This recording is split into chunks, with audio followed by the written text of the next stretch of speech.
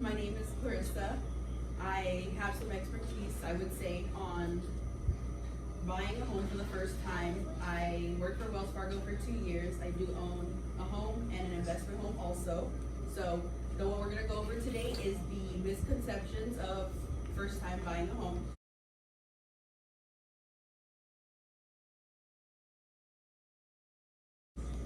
First one I wanna start with is that you don't need 20% to buy a home.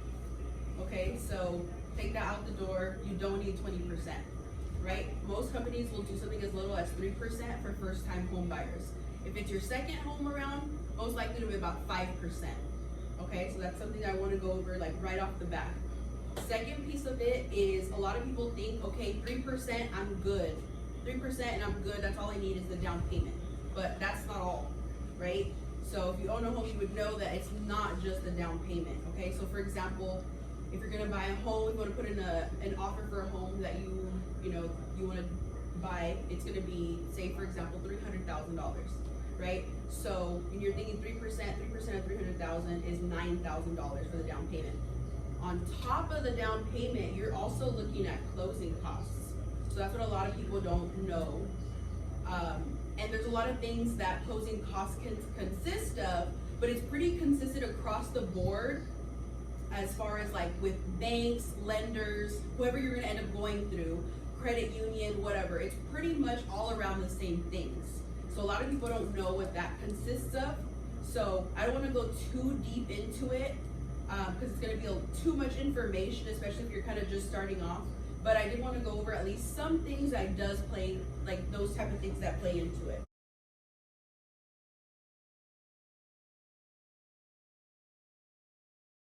So it's appraisal fees, title insurance, government taxes, lender fees. So whoever you end up going through, whichever bank, lender, like I said, credit union, whoever you go through, they're gonna of course charge you. It's not free, of course we wish it was. And so even if you're doing like a first time home buyers program that's 0%, I didn't work with those. Wells Fargo hasn't done those in years. So I don't know what bank does it. If you are looking for something like that, I have no idea. But best case scenario, always try to save that 3% plus closing costs. So the closing costs can be anywhere from about $5,000 to $10,000. So on top of that 3%, think about also $5,000 to $10,000 additional to that. Okay, for those lender fees, prepaid costs, property taxes, homeowners insurance. So those are the type of things that you're also going to want to keep in mind. Okay.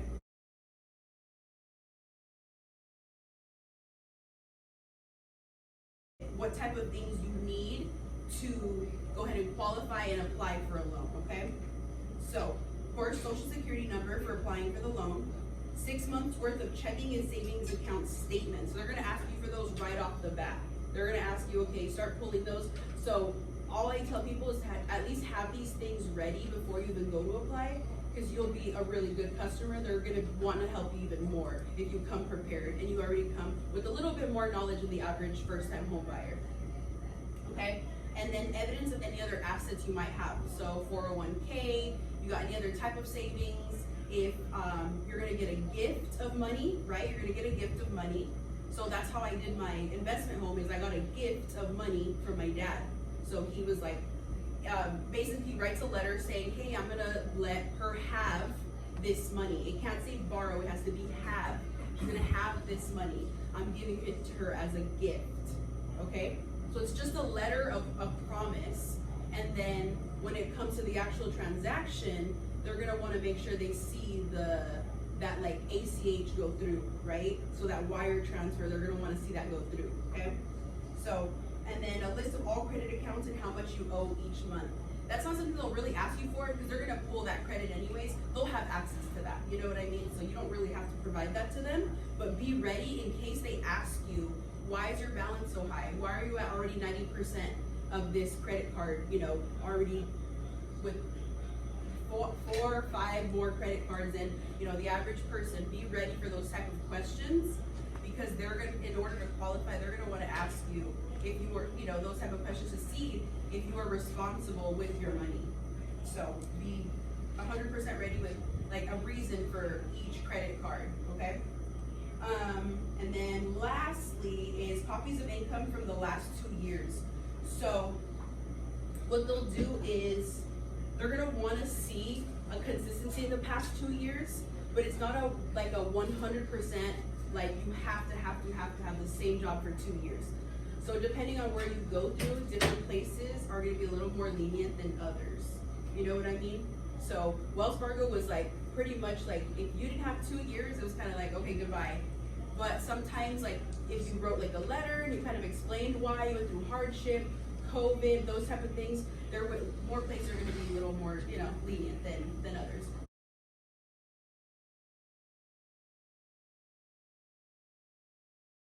So my suggestion is to apply through a lot of different places.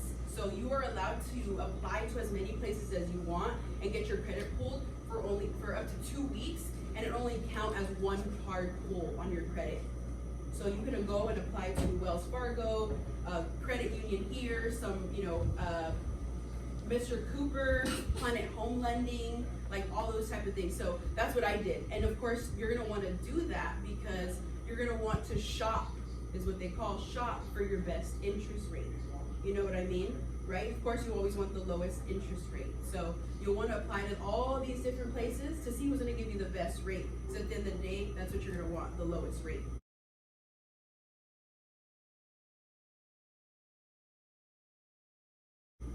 I wouldn't focus too much on the rate. I would focus more on your monthly payment though, right? What is going to be inside of your budget? What can you afford, And I'm pretty sure what your rent is right now is probably a little more expensive than what your average mortgage loan is gonna be, like mortgage payment is gonna be anyways. So just kind of have that in mind. And when you're looking at homes, look at, do the calculations on what that might be, every month. And most, like, if you can just Google, like, if I buy a house for this much, what would be my payment with a, 5% interest rate, 10% interest rate, it'll give it to you. So it's pretty easy. To at least get some average numbers and kind of get the gears going and kind of give you like a head start on that. But yeah, that's kind of those first time, like just general. I don't want to give you guys too much info and overwhelm you, but do you guys have any questions?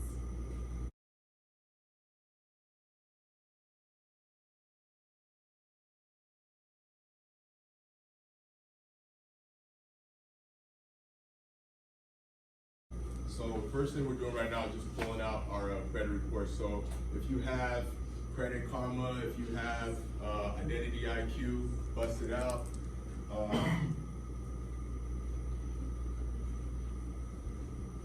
Just give you guys a second to do that. Can I use the credit score? Anything that will give you your full report right now.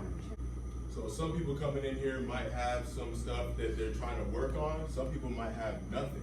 So either way, you want to be familiar with how to get through your credit report, and you want to be familiar with how to spot things that might be negative, some things that you might not even think are negative. So we're going to go over that right now. It's not just about scores, it's really about the content on there.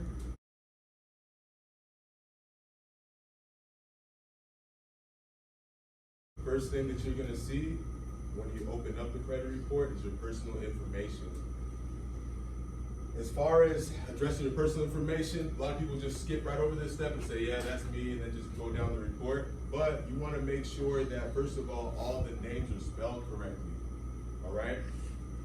Second main thing that you want to look for in your personal information is your addresses, all right? You want to address, if it shows multiple addresses, you want to actually remove the old addresses, all right? When it comes to removing the old addresses, I recommend not sending mail to do that, just calling them. When you do that, they're gonna ask you if you wanna do a dispute. Say, no, I just wanna make sure that my information is correct. So you do not have to have old addresses on your report. Biggest key for this is the fact that old addresses are linked with older accounts, which may be negative accounts. So this is like an easy way to disconnect that link, because when you actually start trying to dispute, that's what they look for. They actually don't do any research when it comes to your dispute. So we'll get into that in a second here, but this is very key that a lot of people skip. So if you see multiple addresses, you can call up these bureaus and then deal with those old addresses, asking them to remove those.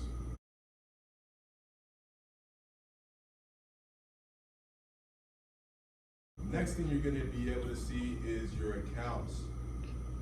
So if you do have any negative accounts, you want to go to see what the real issue is. So the issue could be that you might have late payments on there. The issue could be that it's an account that was closed and it's a collection. It could be closed and it's a charge-off. Only difference between collections and charge-off is a collection is when the debt's sold to another company and then that company is chasing you down. The charge-off is that company actually still keeps it in store and they just have a different department that's trying to make sure that they get that back, but they already sold it and they actually wrote it off on their taxes already, so they're not even worried about it, but they're still going to leave that on your credit report. All right, so those can actually get removed as well. So we're looking for collection, that's derogatory information, just meaning negative information. We're looking for missed payments. We're looking for anything that says, you know, if it was like an auto loan that might have been repoed, you're looking for those words. Any type of negative information, even if the account is closed, you want that gone totally. So even if so a lot of people think that if I have a collection account, I can just pay that off. Oh, it has a zero balance on there, I'm good. No, even if it's a collection, just the fact that it says collection and it has a zero balance, that's still hurting you. So, yeah, even if it says closed, yeah. Closed with a zero balance still hurts you. So that's why. Closed but paid off and a good payment history is good. Yeah, if it's all green on your payment history, right? No derogatory information in the comments area. Maybe it says green plus. Yeah, all that's good. If you're saying green, that's good. Any red on any of the payments? Hard inquiries, yep, we'll get to that. So right now, we're just talking about just the accounts. Every account is gonna tell you when it opened, latest activity on there, all those types of things. First, you just wanna find any negative comments. So there's like either remarks or a comment section, and then you wanna just make sure there's nothing negative in that. You also wanna make sure your payment history is clear, all right? So these are some things that you're just looking out for when you first look through your credit report to see if there's anything that you need to address in account.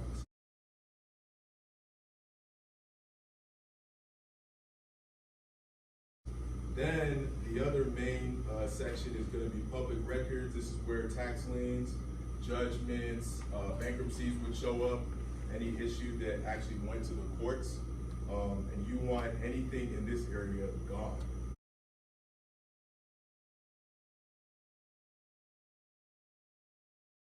With inquiries, having a couple inquiries is fine. Anything over that, you don't want to do, especially if you're just about to put in an application somewhere, because it makes you look thirsty. Basically, they don't want you like going all over the place. So that's why it was such a big tip when she mentioned that you're not going to have a bunch of inquiries when you do get to applying for mortgages if you do it within 2 weeks. So inquiries hurt when they get to massive. When you get a big number of them, that's when it starts to kill you. So after about 2 inquiries, you pretty much want to stop for like about 6 months before you try to do anything else. So you want to be careful with that. There's, however, tons of options for, you know, getting loans and things like that without doing an inquiry. Any questions just on going through your report so far? All right. So do we just call Credit Karma? Yeah, so, yeah, for the addresses, no, you're gonna call that bureau. Yeah, you can look up the bureau online on Google and just look up their customer service number and call them there. If they tell you, oh, that's not this department, fine, can you transfer me to that department? Or could you just give me that number? Boom, just get that number. And they like to change that number because they don't like it when we call them. Yeah, so they change that all the time. So, you know, just don't give up until you get the right number and get them on the phone. So any of you guys can do that ASAP. Definitely recommend doing that. Yeah, and it's not a dispute. It's just, no, I need my information correct. This is not good.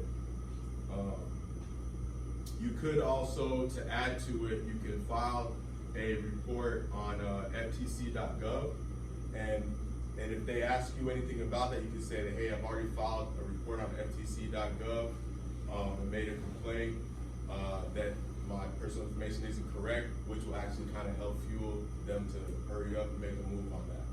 All right. What about the employment? Employment info, not as big of a deal. So what it comes down to with the address is, like I said, they link that if you do a dispute and you're trying to get an account removed, and they see the address on that account matching the old address, they're like, oh, that's you, verified. But that doesn't necessarily have to be you. Anybody can get your mail and open an account. Like that happened to my wife.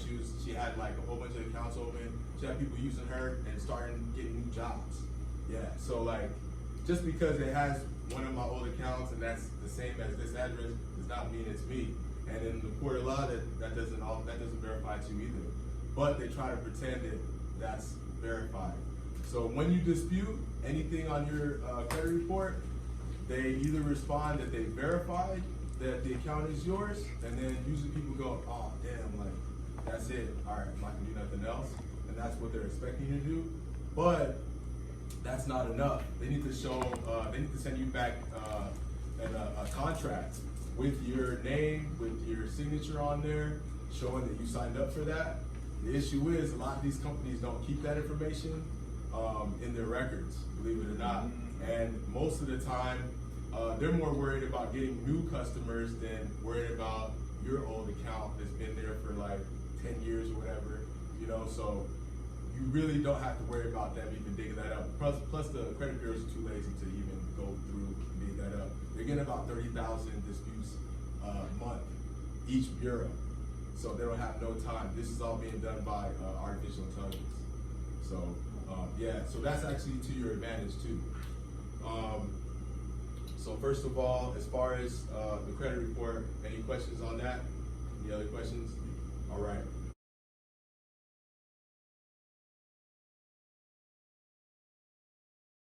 So after you look at your credit report and you find things that need to be removed, you first want to make sure that you've done everything about your addresses, because that's a pre-step before sending any mail out.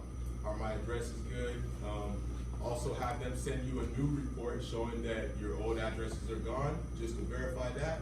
Boom, now you're ready to actually start disputing accounts, because they're not going to be able to do that little verification trick that they try to do. When you're trying to address a dispute, you want to include your ID, a copy of an ID, and you also want to include a copy of a utility bill. So utility bill is proof of address. Your current address. Do not have one of your old addresses on your utility bill, right? So you want to have a current utility bill, you want to have a driver's license. Driver's license is okay to have an old address on there. They're not looking deep like that. That's just kind of like a face. And then they match that with the name, and then the utility bill is the address. All right? So that gets attached to the letter. The letter only has to have a couple things. Reason for the dispute. I opened my credit report. I found this account. I don't recognize this account. Can you guys please validate this? Not verify, validate this account. All right?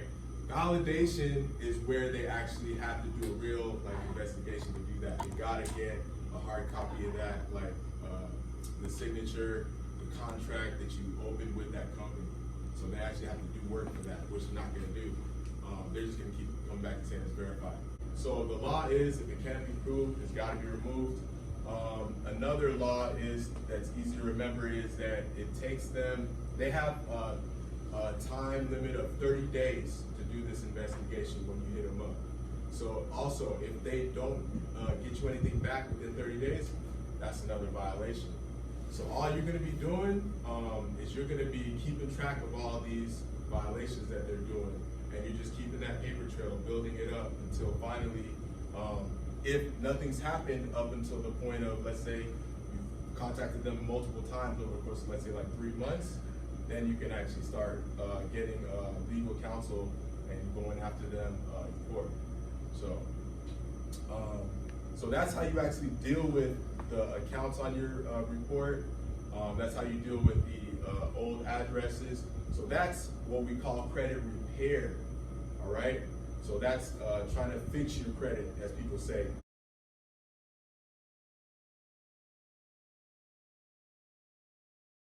The next thing though, after you've removed all the bad, it's time to add good things on there. So first thing, a lot of people see like advertisements for credit cards out there.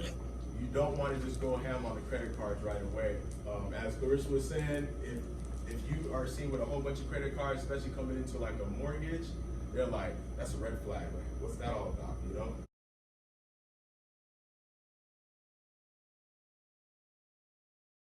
You want to actually start out with loans, right? As we've talked about, you want to start out with secured loans.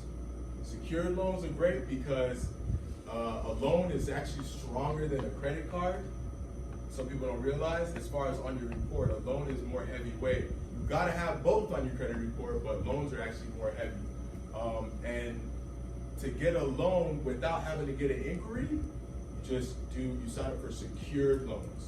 So secured loans, a lot of them do no inquiry. Some of them are weird and they'll do an inquiry, but there should be no inquiry needed because it's secured. What is it secured by? It's secured by your own money.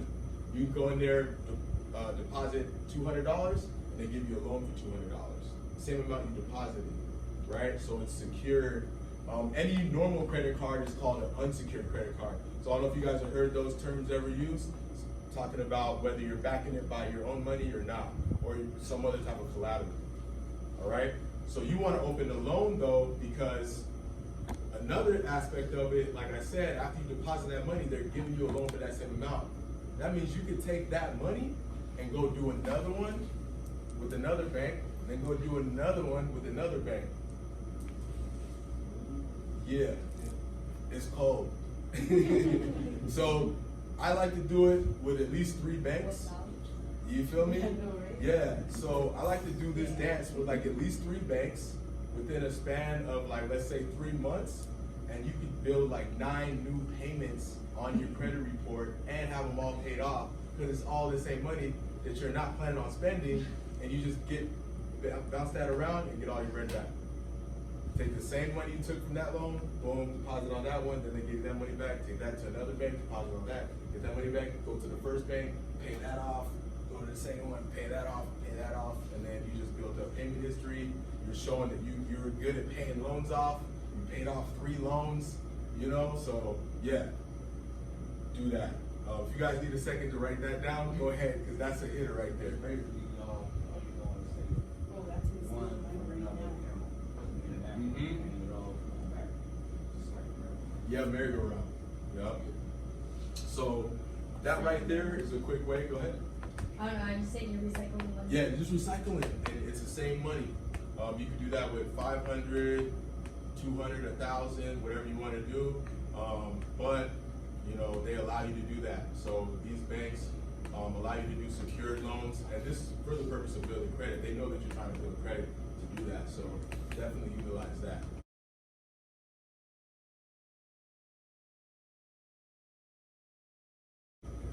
Another loan type of a credit building type of loan is called a credit builder loan. A good example is Self. Anybody use Self? Right? Right. Self is a credit builder loan. So Kickoff is another credit builder loan. Right? You guys heard of Kickoff? Yeah, Kickoff is another one. Kickoff is dope because they let you start really, really small. Like, you really need nothing to do a Kickoff account, right? And it's gonna build your credit because they're gonna report your payments. So here's how it works. A credit builder loan, you don't have to put a big deposit up front, you just start paying them monthly. And when you're paying them monthly, what they're doing is they're actually setting that money aside into a side account. But while you're doing that, they're reporting those payments to the bureaus. So that's how you're getting a win right there. And let's say if they set this up for like a 12-month period, at the end of the 12-month period, you get your money back minus the fees of running that account and everything, which is worth it. It's worth it because it's only going to be like a few percentage of what you actually put up. So do it. Like, that's the cost of getting better credit. So do it. You know what I mean? So you pay that off, boom, you get your bread back, and then you can do that over again.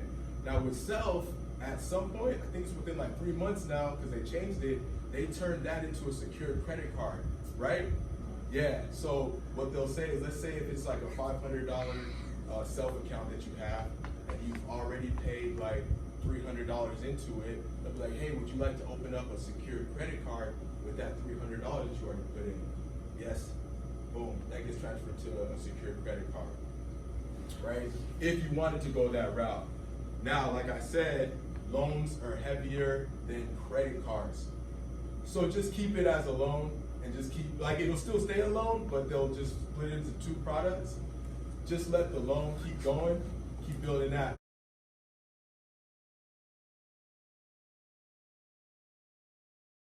Because when it's time to get credit cards, you want to get good credit cards. So what is a good credit card, right? Chase, Amex, Bank of America. You want to wait until your credit is right and then boom, go for those, the name brand ones. Reason being, if you have store credit cards, those are a turnoff to these banks, just so you guys know. People don't realize that. JCPenney card, Target credit cards, when they try to hit you up on the checkout, don't even do it. Don't even do it, because they actually don't look at that as a good credit card, to be honest with you. You want to go for credit cards that actually, not only do you not have to spend money in that store, but it's available to use anywhere. You know what I'm saying? So if it's a Target card, you can only use it at Target, right? So they already know that, you know, that's not really a powerful card that you can use. So first, we're gonna go ham on the secured loans for at least like 3 to 6 months. It really doesn't take that long, especially if you've already removed the bad stuff.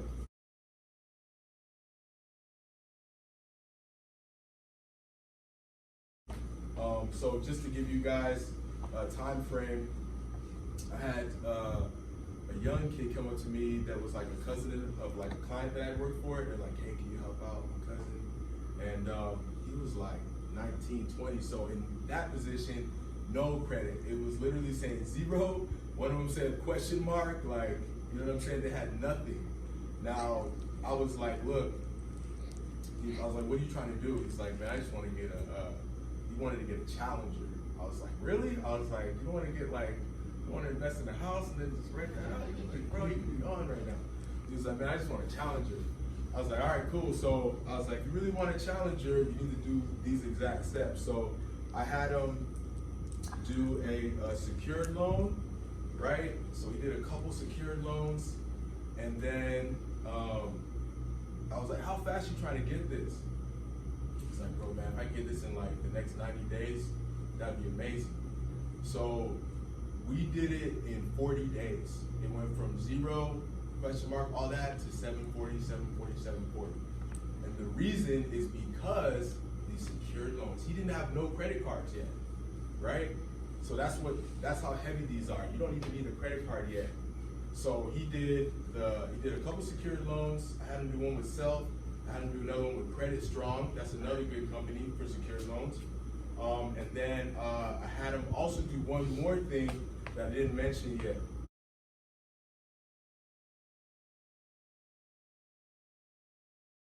I've heard that. Yeah. Like, I've heard a friend do it off of a friend. Yeah. Yeah. Oh yeah. Friends, family, cousins, anything. You can, strangers, like if they trust you, like you can piggyback off their credit. Here's how to do it. So first of all, you don't want to just do it with just anybody. This person, they have to have a credit card that has 50% or less balance on there. It has to have 0 missed payments. The reason is because when you get added to their card, because that's what they're gonna need to do, they add your name to their card, their history on that credit card gets put onto your account. Yeah. Now, here's the thing. Mortgage lenders, they're privy to this now. They're getting more privy to this because people are doing this like crazy. Yeah. So a lot of them are learning about this. Here's the thing though. The biggest win from the becoming an authorized user on somebody's car, because that's the official name, the biggest win is not the fact that, let's say they have it's like a $10,000 to $15,000 credit card. That's not the biggest win. The biggest win is that you're getting their years, you're getting their time, and that's really what's valuable. That's the same reason why loans are more valuable than credit cards, because if you can show that you can pay something off like a loan over time, that's heavy weight in the credit game, and that's how your score goes up faster. So if you're working with somebody on an authorized user, you want to make sure that they have like 5 years on that card, or else you're really wasting your time. Because on your credit report, you want to show an average length of history of 4 years to really have a strong report, right? So you want to have at least 4 years average among all of your accounts. So let's say this account is 1 year old, this other account is like 6 years old. It's doing an average of all of those. So you want 4 years average. So if this kid did it, so I had him, I was like, hey, do you know anybody that you can add your name to their card so you can get their credit history? He was like, man, it's like, no, I don't. I was like, well, don't worry, because I do. So I got like a ton of people who have cards 20 years old, 30 years old, 30K, 20K on them. So I put them on a card that was 10 years old, had like over 10,000 on there, but we weren't worried about that. We were worried about the 10 years. Put that on his report, boom, and that was like the final blow right there. So within 40 days, he was able to get that. What's in it for the person that's gonna let you do that? What's in it for them? Nothing. But also, there's no risk to them, because they don't have, because let's say if you did it for your family, it was made for family, right? It was made for you to be able to do it with your kids, and you teach them about using credit. Yeah. They don't know it. But they don't know that. I'm about to be You like, know? Mom. That's So, not what we be acting off my mom. You could to like, if you were doing it, even if you're doing it with your kid, you might not even want them to be able to use your card. You might want to just cut that up, and that's what they'll end up doing. They'll just put somebody's name on their card, but they won't issue a card. You know what I mean? They won't issue a new card in that person's name. So that way, there's no way that you can mess me up. I can hurt you though, as a card owner, if I start going crazy on that card. So you want to have that talk. If you're doing it with a friend or family, you want to be like, hey, is there a card you don't really touch? You've had a long time.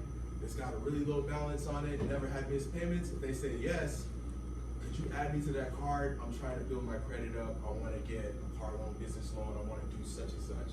And they'll be like, yeah. So you are asking them to add you as a user? Add you as a user, authorized user, even though you're not going to use it.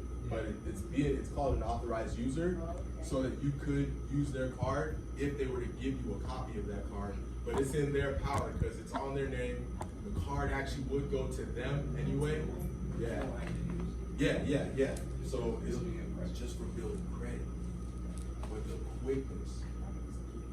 Yeah, no. So here's the thing. There's no way it could be illegal because it's that person's card.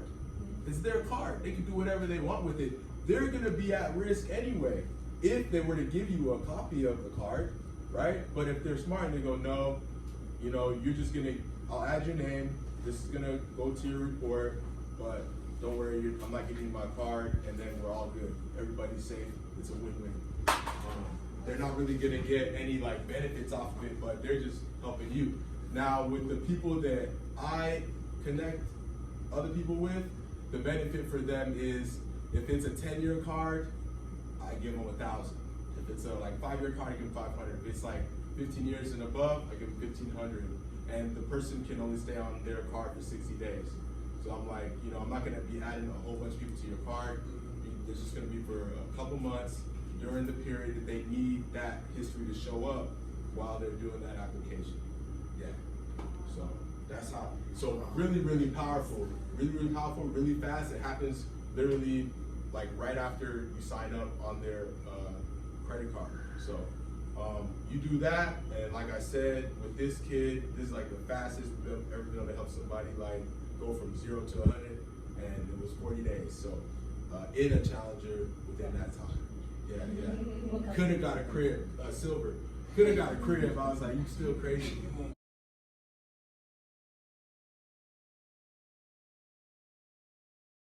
Now we've already talked about checking out your report. We talked about how to remove bad things off your report.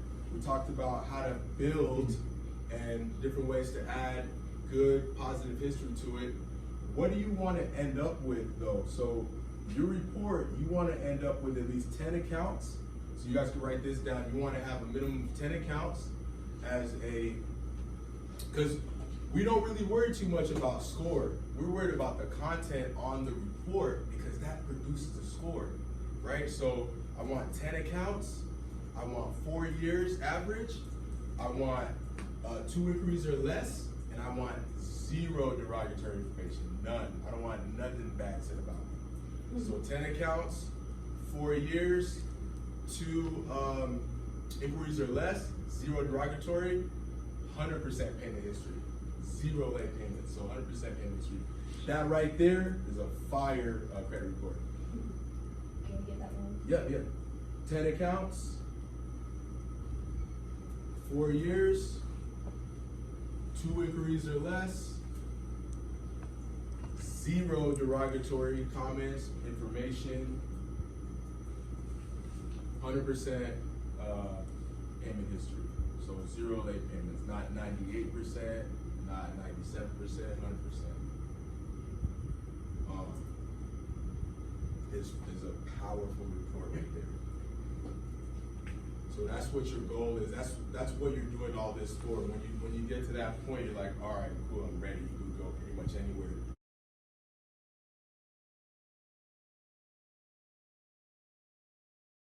So there's 5 things real quick that you're looking for when it comes to credit.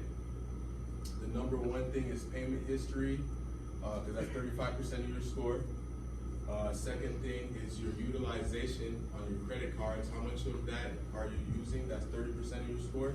So if you have a card that's $1,000 and you got $500 balance on there, that's 50% utilization. You want to be 30% or under that.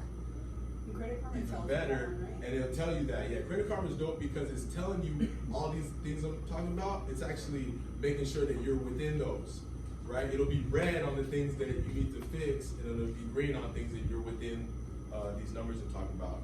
So, payment history, credit utilization. Another thing about credit utilization is you want to actually, the thing about it is the closer you get to 0, the better. So even though you might be under the 30% like threshold, that's where it just stops hurting you, right? The moment you pass 30%, okay, now it's hurting you. The moment you get under 30%, all right, now it's gonna benefit you. But it can benefit you more and more and more the closer you get to 0. So if you have a 1%, you're gonna have a higher credit score than a person who has a 29%. So you just wanna get as close as you can to 1%. And it's okay to keep a balance on the card as long as you're under 30%. It's not hurting your score, as long as it's So under like 30%. say for instance, you use credit. Mhm. And it's like $20. Just pay off the credit. If you, yeah, you can do that. You can pay it off every time. You just pay it off, right? Yeah. So and then like it won't say, well, you utilized $20 already. Right, yeah, because it's not even gonna show up. Yeah, because you did it before the statement. Yeah. The next thing after utilization is length of history. So here we talk about age. So this is about 15% of your score. So this is why you don't want to close accounts by yourself. Like if it closed because the account went bad, all right, fine, we'll deal with that. But you don't want to hit them up, hey, I'm closing this account just because I feel uncomfortable about keeping this credit card open. People do that. Don't do that. Yeah. Like it's there, you got it. Let it sit there and age like wine. You I know, lost just my credit card. yeah, 2 just years ago, I think. yeah. You got kind of scared. No, I just like it's just there. Yeah, I Yeah. was like they're probably gonna close me out. Yeah. Because I don't use it. So And- you did it before? No, Or it's just you sitting just there left it? still. Oh, okay, yeah, good. It's still sitting there. Right, that's good. I You're was- getting the age. You're Yeah. getting that age anyway. Whenever you're ready, get a replacement card. But either way, you're getting age on that. You're not gonna really win too much on utilization. Even though you're at 0, you want to have some. You want to show that you're using it a little bit, So, but it's not hurting you to build that age right there. So it's nothing pressing. You just don't want to close it. So a lot of people will close their accounts. So now you're missing out on building more and more age. The next thing is credit mix. So you want to have loans and you want to have credit cards on there. So basically you want to have installments and you want to have revolving. So loans, that's an installment. That means you're paying that over time. Once it gets to zero, it's done. Revolving, that means you can pay it down, use it up, pay it down, use it up, back and forth. So you want to have both of those types. And then last thing that you want to focus on is new credit. So that includes inquiries. A lot of people don't realize that also means that anything that happens recently is heavier than anything that happened a long time ago. So that's bad and that's good. For inquiries, that's bad. It shows that you've been going hard and trying to find money everywhere. But for like payment history, let's say if you had a missed payment, but it happened a long, long time ago, like over 2 years ago, that's not hurting as much as a late payment that happened like yesterday. So those things you want to look out for. So that's removing the bad, adding the good. At the point after adding the good and making sure you're all in line with all the different points we mentioned, 10 accounts, 4 years, 0 derogatory, 100% on late payments, less than 2 inquiries. You've hit all those checkpoints. Now you're ready to just get approved, and that's the last step. So getting approved, you confidently walk in there knowing that your credit report looks the way it's supposed to and is desirable to these banks. Yep.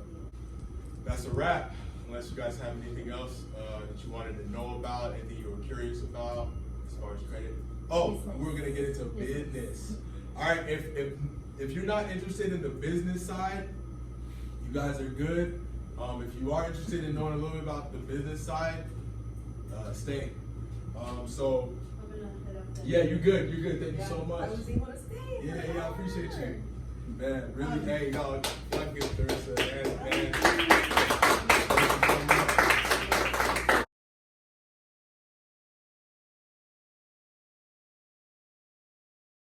So we can talk about building it. So yeah, so building it, this is really, really similar to, you know, just how I said, after you've removed the bad stuff off your personal credit, you want to open up accounts. So that's how you build business credit. You open up accounts.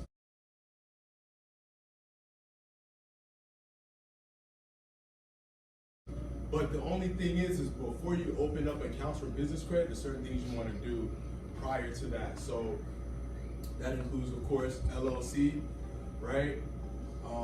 You're gonna want to have an actual business email. So that means that instead of a Gmail account, you know, like if it was like kingscutz@gmail, you don't want that. You want to have something that says like kenny@kingscutz.com. That's a professional email. Yeah, and it goes with the domain. So you want to have a professional website that gives the information of your business, and everything has to be consistent amongst all the platforms that have your business information, whether it's Google, Yelp, everything. Because when you're applying, this is what they're looking at to see if you're legit. Because if they see that you're working out of your house, then they're gonna give you less money. It's not that they're gonna give you nothing, they're just gonna give you less money, and they're not gonna treat you like you're super official. So you just wanna make sure that your presentation is perfect all around. So website, which has your business address, not your house address, right? So we would have King's Cutz, we would have the address here, the website with photos of the business, right? Anything you can do to show that it's official. Listing in Google, like on the map, so that if somebody Googles you, they see pictures of the business. This is real, like stuff that they're like, when you put the application in, the agent is like, you know, who is King's Cutz? You know, like, What about like a virtual address? very good, yeah. So, virtual address is where it's at.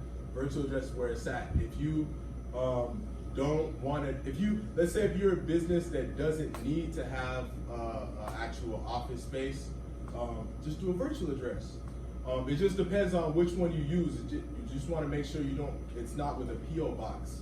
You want to make sure the virtual address has an address that they can send mail to, or even packages, that at least that place will hold it for you or forward it to your house. Yeah, I got a PO box right now, but Yeah.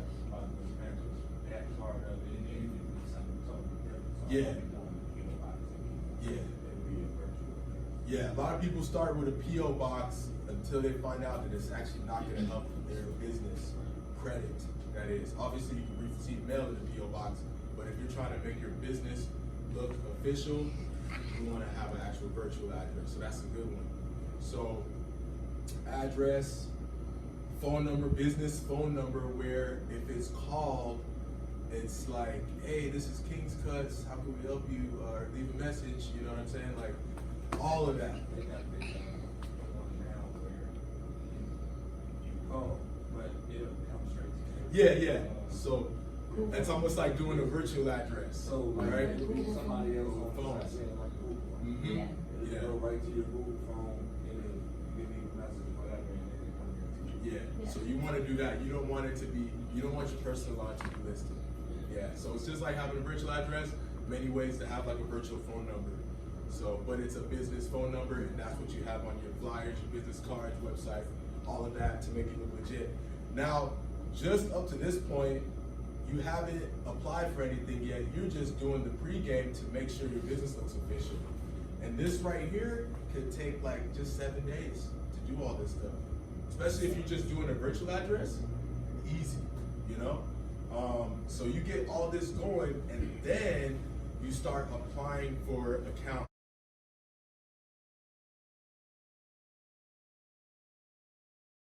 So you want to get five vendor accounts, 3 credit accounts, and 1 loan account, just as a minimum. Obviously, you can get a whole bunch. With business, the biggest difference from business credit and personal credit is that they don't care how much you're doing. You can go crazy. 5 vendor accounts. So a vendor account is like some company that sells like sinks like this, or like that does signs, or like lighting, you know, any type of equipment that you buy. Vendor accounts, a lot of times, they can offer you, they can report to your business credit. By the way, who is business credit reported to? 5 vendor accounts. Yep. 3 credit accounts, so revolving accounts, and 1 loan minimum. Yep. 5, 3, 1. 3 credit accounts, so revolving accounts. And this could be credit revolving accounts? Yeah, revolving accounts too, just like credit cards, vendor credit cards.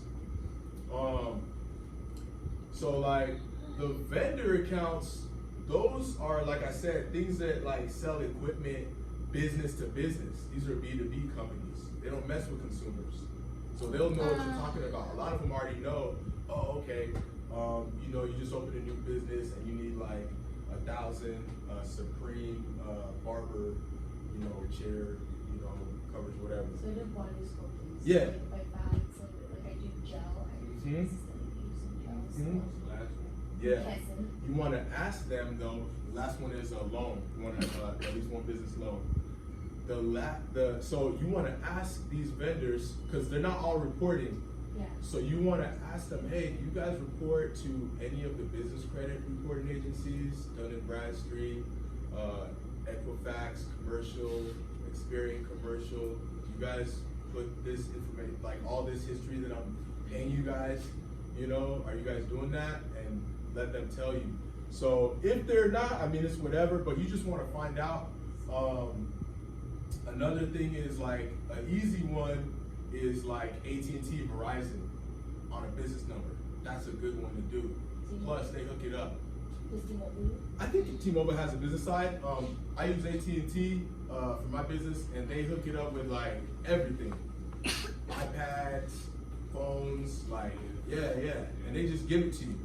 Like it's crazy, and you barely have to have anything built. Because a lot of these companies, you want to have the 531 already in place, those accounts, before you even try to do this. I don't even think I had everything in place when I first opened AT&T business account. Like, it's just like, they're just giving them away, yeah. So that's a really good one to start out for business, to build your business credit. And they're reporting, those are reporting Verizon business, AT&T business, they report. That's an easy go. That's like after doing an LLC and just hitting up AT&T like, hey, I got a business. You know, like seriously, what's up? Stop with me. Trick or treat. Like hook it up. So yeah, man, like I couldn't believe it. Yeah, you tap into them. The 5 vendor accounts. So I was going on vendor accounts. So you want to find out if your current vendors that you're already working with do it. That's good, because you want to let them know your business information and making sure that they're reporting that. The main way that you end up finding these vendor accounts is you could look online. But a few examples are companies like Quill, Quill. So they sell equipment that any business can use, paper, you know what I'm saying, like printers, like any type of thing. Staples business, that's another one. Yeah, Uline. Yeah, these companies like have stuff that anybody could use. So that's why these are some general ones to just have right away. And the type of account that you open with them is called a net 30 account. It's a net 30 account, usually. They have net 30s, they have net 60s, they have net 15s. The number just stands for how many days you have to pay off the invoice.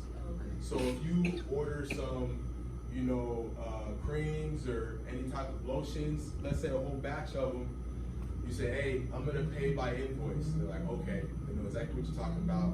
And then they'll just tell you whether it's 15 days, 30 days, 60 days. When they tell you the number of days it is, you wanna pay that early. So with business credit, they don't care how much you're spending or how much you're borrowing. That doesn't count against you like personal utilization, right? There is no utilization for business credit. It's just go for it. Because a business is supposed to borrow, fundamentally. That's what businesses do. You know, I didn't realize that until I came into this game, like, oh snap, like businesses just go for it. Like, I don't care what company, the biggest companies in the world right now are borrowing. Amazon's borrowing billions of dollars right now. You're like, what? I thought they was all cash. Nah, they don't touch their cash because they're a business. Yeah, they touch someone else's money. So you should do the same. Yeah, you feel me? So you should do the same exact thing. So you're going to these companies, you're saying, I'm gonna pay by invoice. They're like, all right, cool. You're gonna have 30 days to pay this. What you're gonna do is just say, all right, great. You're gonna pay that off a minimum of 10 days early. Minimum. You're not gonna wait till right before, because the reason being is that's what they're looking at. They look at how early is this person paying on their payments. They literally measure that. So if you pay like, you know, minimum 10 days early, 15 days early, shoot, 20 days early, that's gonna help you build your business credit. No, this is for the whole entire thing. So when it comes to these invoices, you're paying the whole deal.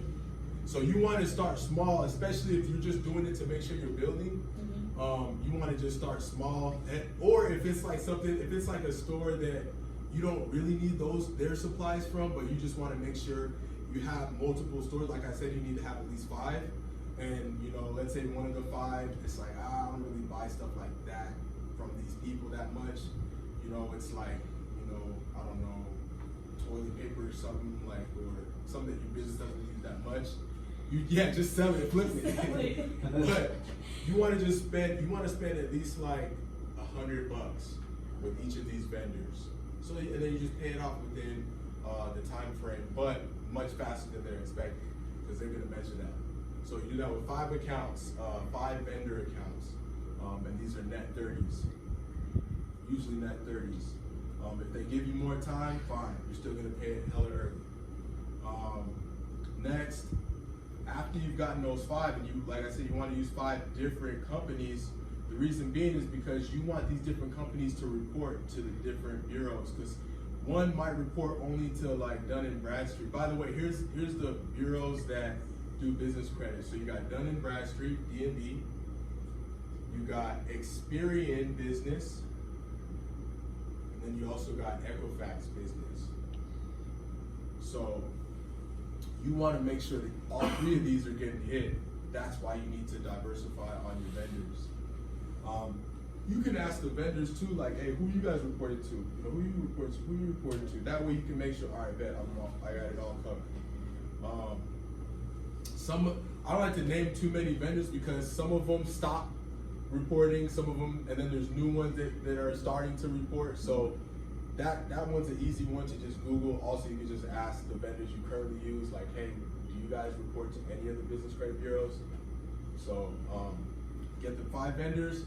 The credit accounts come from companies like Staples. Staples has it, Office Max has it, and you know you got something that you can buy from them, especially like promotional materials, things like that.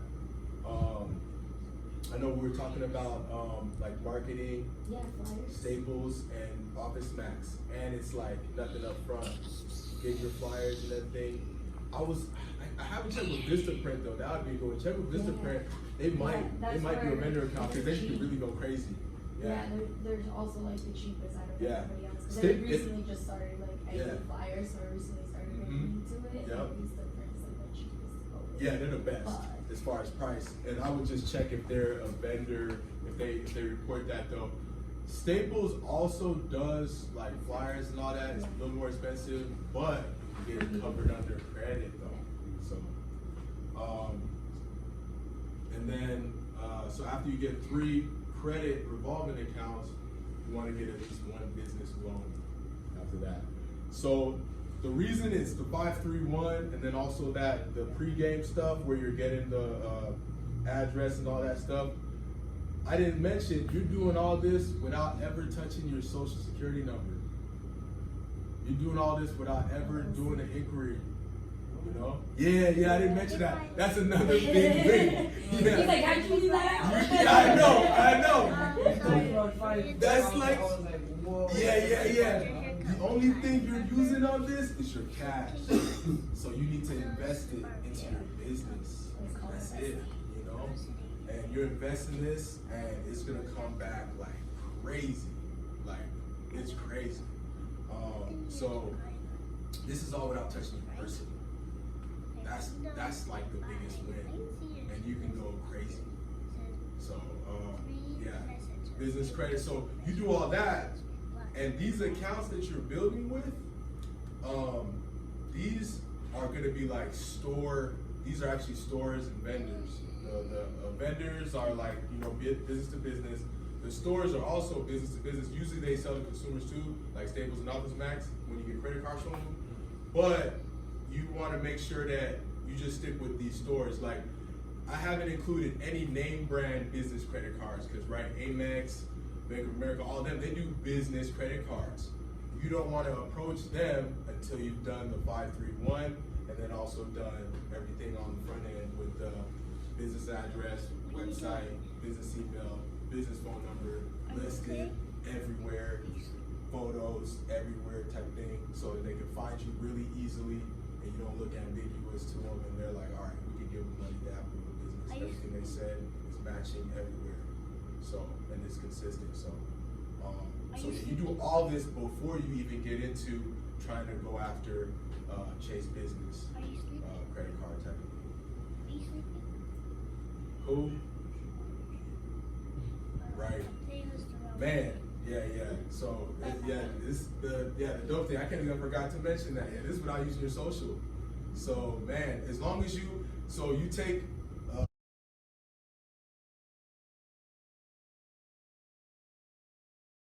let's say, you know, you're working right now, you're trying to get it into business, you should be taking a little bit of the money you're making, you know, and put it aside for your business, so that way you can invest it into building business credit. And then, and like Kenny was saying, he had started his LLC before he even thinking about what he was gonna do with it.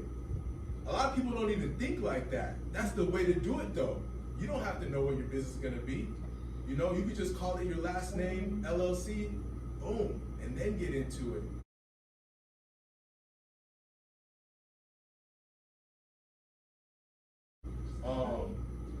Speaking of names, Another very important thing about names, you want to make sure the name is not a risky name, like